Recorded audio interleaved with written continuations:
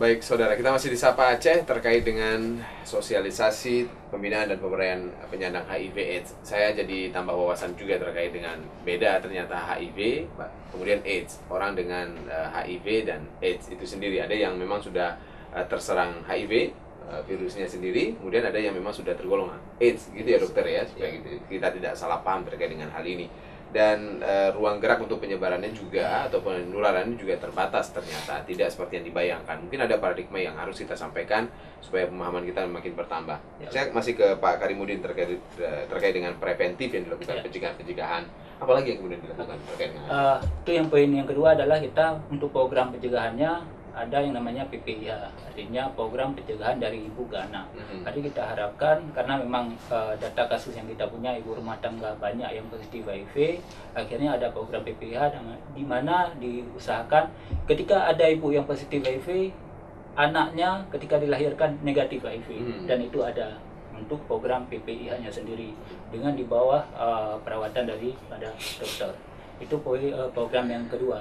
Yang ketiga, kita harapkan di pencegahan ini ada yang namanya VCT, Volunteer Counseling Test. Jadi kita harapkan bahwa masyarakat mau datang ke layanan, mau datang ke puskesmas, sekarang sudah ada di puskesmas ada yang disediakan klinik VCT, kemudian mau datang ke rumah sakit. Untuk apa? Tujuannya adalah untuk datang memeriksa diri supaya tahu status dirinya. Karena dengan kita tahu status diri kita, baru kita bisa melakukan pencegahan. itu siapa saja maksudnya? Semuanya, karena gini, kita kan masyarakat kita menganggap itu takut dia. Ya, makanya tujuan kita di sini adalah kita memberikan dulu informasi yang benar terkait penularan HIV. Seperti Pak Dokter bilang tadi, HIV itu adalah virus yang paling sopan di antara virus-virus atau penyakit yang lain. Karena gini, saya bilang sopan gini, kalau virus mau menularkan kepada orang lain, dia minta izin dulu sama orang. Salah satunya lewat hubungan seks. Lewat hubungan seks kan tidak langsung terjadi. Pasti minta izin dulu kan. Yuk kita berhubungan. Tapi kalau TBC kan dia nggak minta izin. Makanya saya bilang bahwa adalah HIV itu adalah virus yang paling sopan. Nah, kembali ke permasalahannya yang tadi yang saya ceritakan tadi. Jadi anggapannya adalah kita harapkan ibu yang positif HIV ketika dia pengen punya anak dan melahirkan dia bisa negatif, ikut program untuk untuk program yang PPIH tadi. Kemudian kita harapkan semua masyarakat datang secara sukarela untuk baik di puskesmas ataupun di rumah sakit untuk datang memeriksa diri. Karena gini, kita nggak tahu bahwa diri kita positif kalau kita tidak tes. HIV itu bisa kita ketahui bahwa seseorang ada HIV melalui jalan tes darah.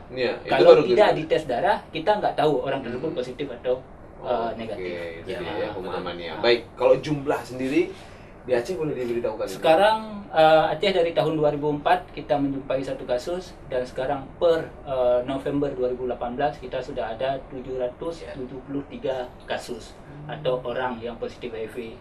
Dari 773 ini 193 orang sudah meninggal.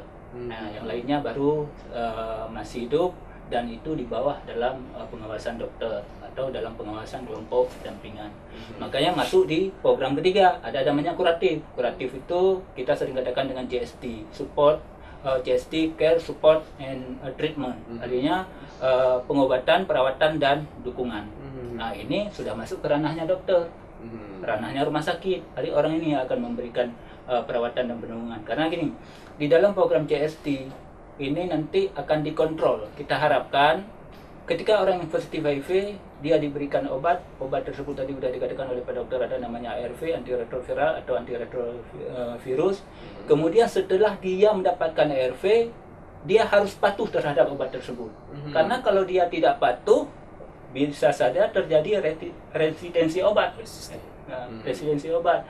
Biasanya orang yang positif HIV 12 jam sekali dia harus minum obat.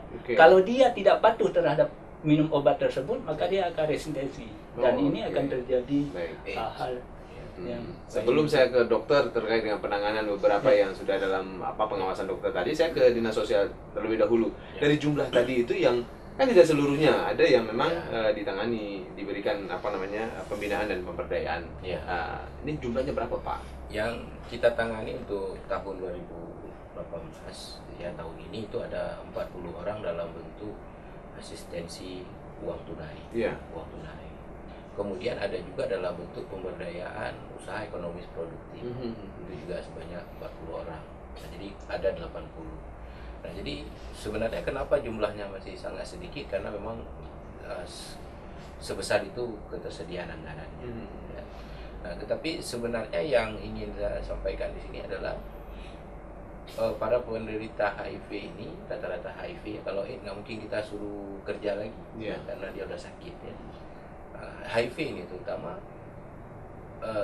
yang memang dari ekonomi lemah ya. Nah, miskin, kategori miskin ini, supaya dia punya kesibukan. Nah, tentu saja kesibukannya ini harus kesibukan tertentu, nggak bisa sembarangan. Misalnya kita kasih bantuan jualan apa? Kalau dia jualan nasi, kalau orang tahu dia HIV ini, stigma langsung berubah, nggak ada yang mau beli nasi. Padahal dia seperti tadi minum obat, menjaga perilaku sehat ya. Itu tapi orang nggak mau.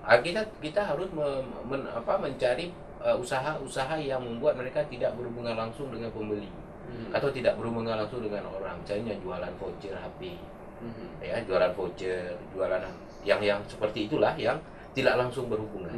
Karena paradigma tadi gitu ya. Iya, paradigma tadi itu. Nah, yang berikutnya adalah kami sekarang berfokus kepada sosialisasi pencegahan HIV ini. Kami berfokus kepada PMKS yang rentan, Pak. Ya, jadi bagaimana kita mensosialisasikan HIV itu kepada pemulung, ke anak jalanan, ya, ke gelandangan dan pengemis, yang memang itu adalah kelompok-kelompok masyarakat yang sangat rentan untuk terkena penyakit. Karena apa? Karena perilakunya. Ya, tidak ada yang menjamin orang di jalan itu, terutama gelandangan dan pengemis itu, punya perilaku hidup sehat. Nah, itulah yang berusaha. Itu baru satu gepeng, nanti yang lain lagi mungkin hampir sama perilakunya. Oke, baik Pak Devi, terima kasih. Kita akan kembali lagi di segmen berikutnya, masih terkait dengan pembinaan dan pemberdayaan penyandang HIV/AIDS. Kita akan kembali.